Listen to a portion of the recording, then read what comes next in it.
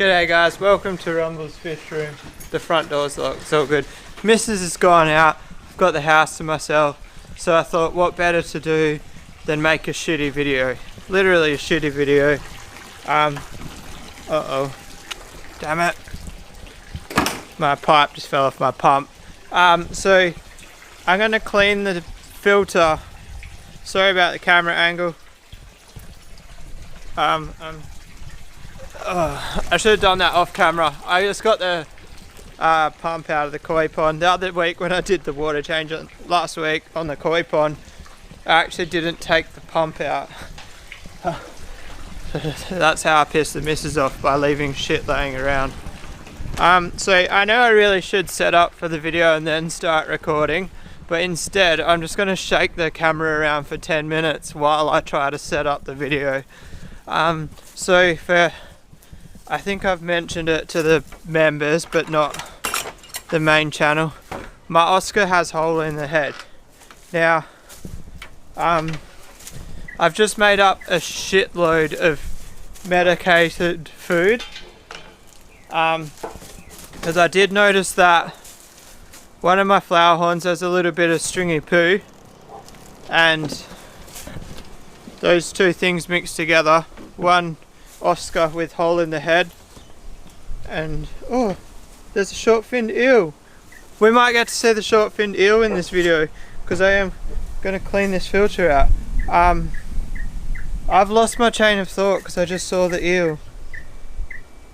What was the chain of thought? Oh yeah, so stringy poo in one flower horn, then a fish in another tank with hole in the head. So basically I'm going to medicate all of my flower horns and all of the fish in the tank with the Oscar, because stringy poo can be caused by eczema. I don't know if that's how you pronounce it. And also on the same boat, hole in the head is caused by the same, well, hole in the head is caused by eczema. Don't quote me on that, I'm not 100%, but I do know one thing. Stringy poo and hole in the head can be cured with Metro. So let me show you the food.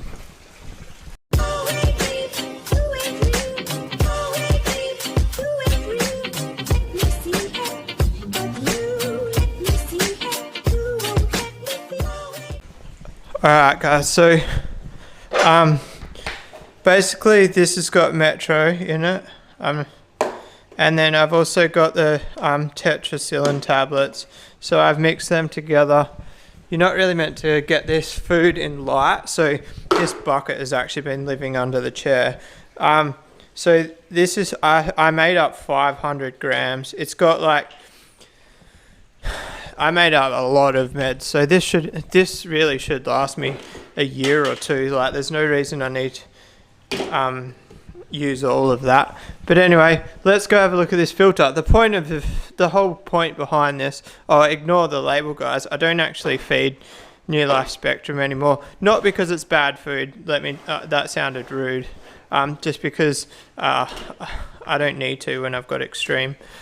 So what was my point? That's still drying. This is still a little bit damp, so I shouldn't cover that.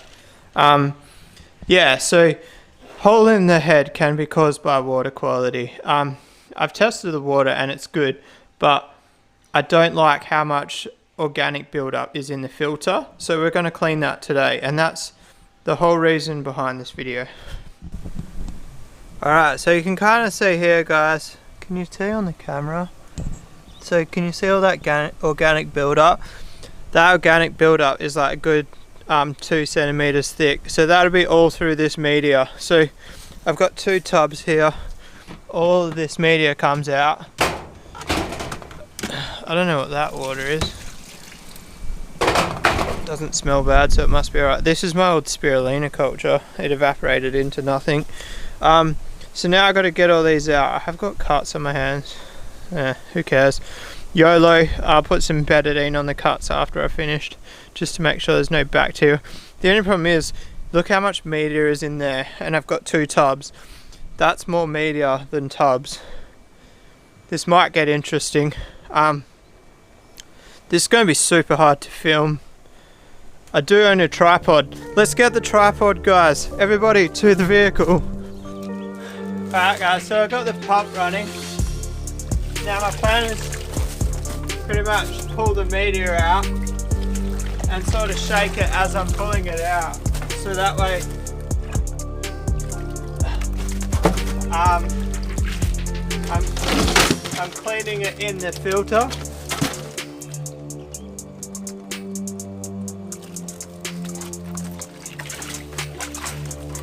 Just pretty much like the old jet mat doesn't get that dirty.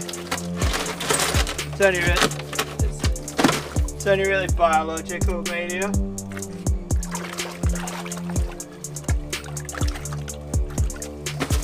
There's actually a heap of like sponge filters in here. So if anybody's got the plastic sponge filter stands and feels like donating them, I've got so many of these, I just don't have the stands to put them on.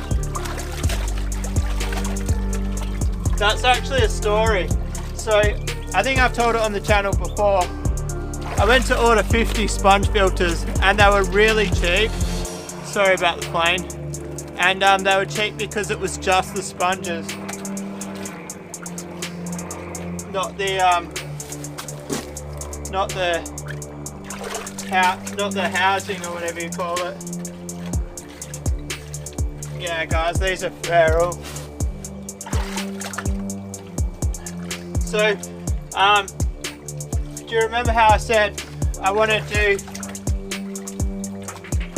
basically I want to do 1 tank a day, and then I hurt my rib cage, so that plan kind of got subsided.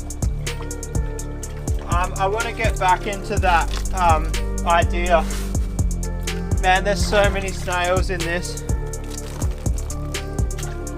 Does anybody know, like, drop a comment what sort of biological impact the snails have? Now I've heard they ruin pumps. My tanks haven't got pumps, so that's not an issue. I might actually turn that pump off.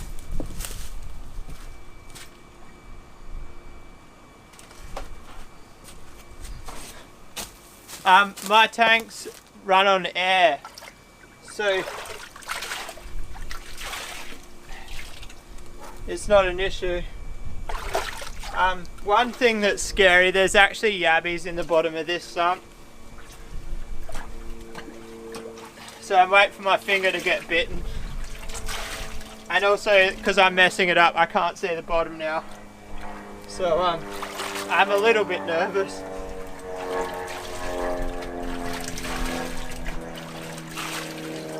As I'm going down, they're getting cleaner.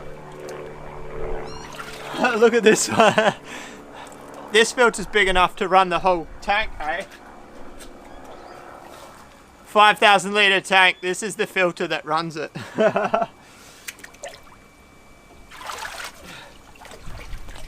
There's like even a few leaves.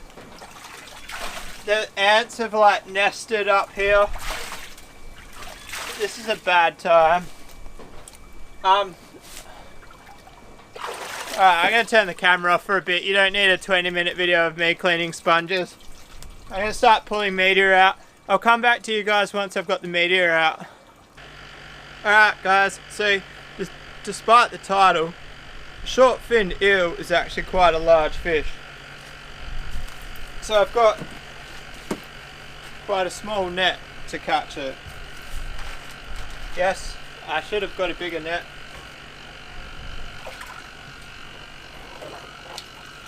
Wow, I actually caught him way easier than I expected. I can't really show you guys. Can you see him? I need to go put him in a fish tank quickly, so I'll be back. I'll show you him later in a different tank.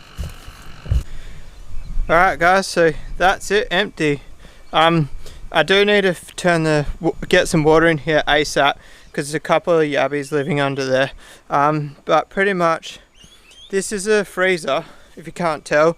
It's like an old freezer from a deli. It actually came from a Chinese restaurant. And I fiberglassed the inside. And then this is actually that PVC board. It's called EcoCell. I'm surprised that's held up, to be honest. It's still as solid as the day I put it in there. This little steel bracket here is probably on its last legs. So this side might end up popping out at some stage. But I need to turn the water back on. I think yabbies are alright outside of water, but I don't want to leave them out for too long. Actually, I take that back. I'm 99% sure they're alright without water. But let's just get onto it anyway. I don't know how much water this is going to put in there. Somewhere between not much and lots. Let's go have a look. Shut this door. Keep the heat in. It's bloody cold, guys. Look at this mud. That should be good. Hopefully some lawn will grow there. Whoa, check it out. I'm actually interested to know, so why is there water coming out of that one? That confuses me. I didn't take the cap off that side. Where's that water coming from? Let's go have a look. I'm confused. That's really strange. That's all. I don't know where how that water's getting back through the pipes, guys. That's weird. Check this out, guys. I'm a little bit sad. It looks like I haven't even cleaned it at all. Look at that water. It's alright, it doesn't matter. There's always going to be a little bit. Obviously, I didn't get the bottom completely clean. So if you're wondering how much media it takes to run a 5,000 litre tank, so that's the sponge and the Jap mat. That's probably like 40 litres of media. These, I forgot I even had these. So these two crates are actually onion bags, and they're wicked. I love these crates. I actually got them from a subscriber, and I forgot I even had them, but they're perfect. Onion bags, filtration, cheapest, best thing you could possibly get if you know somebody. But and then, so there's 2 buckets of that. That's probably like 30-40 litres of onion bags. And then there's all of this, what do you call it, gutter guard. Now, obviously I would be able to get away with less media if I spent more money on media, but for me, the cheaper the media, I can run more because the filter's so big. So they're only $2 a roll. And then there's basically 25 litres in each of these. Backy rods, there's Marine Pure in there. I wouldn't buy Marine Pure again, you guys know that, just because it's so expensive. That was kind of like I wouldn't say noob purchase, but when I'd been in the hobby for about 3 years, I decided to go with Marine Pure. Now I've been in the hobby for 8 years. I pretty much am against spending that much money on media. The best value for money media is Backy rods. Speaking of that, if anybody knows where I can get a box of Backy rods for a decent price, let me know. The last box I bought was $180. I think it was 100 rods or something, 80 rods, whatever size the boxes are. But anyway, I need more Backy rods. Alright, so now there's a certain way to stack this. So these two go at the bottom, because onion bags, they're I'm not going to put them right in the corner actually. The gutter guard's going to go in the corner. So I've made a bit of a mistake, guys. I put the water in. I should have only put a tiny bit of water in, because the problem here is the gutter guard needs to stack, and basically the ceramic media sits on top of the gutter guard, so that way all the low-lying debris sits on the gutter guard here. Just put some weight on there, and that way the gutter guard gets clogged up and not the ceramic media. So if you've got a sump, you could even just put like 8 rolls of gutter guard in the bottom and then run your ceramic media on top. It's a great way to stop your ceramic media from getting clogged. I can't remember how. I had this like stacked really well. If you actually did, I show at the start of the video how like all the media was stacked. The idea was so that the ceramic media sits up here and it's low flow, so it gets anaerobic bacteria. Is it anaerobic? I can never remember which one's which, guys.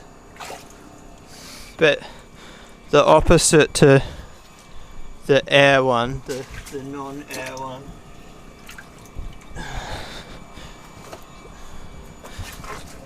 So then,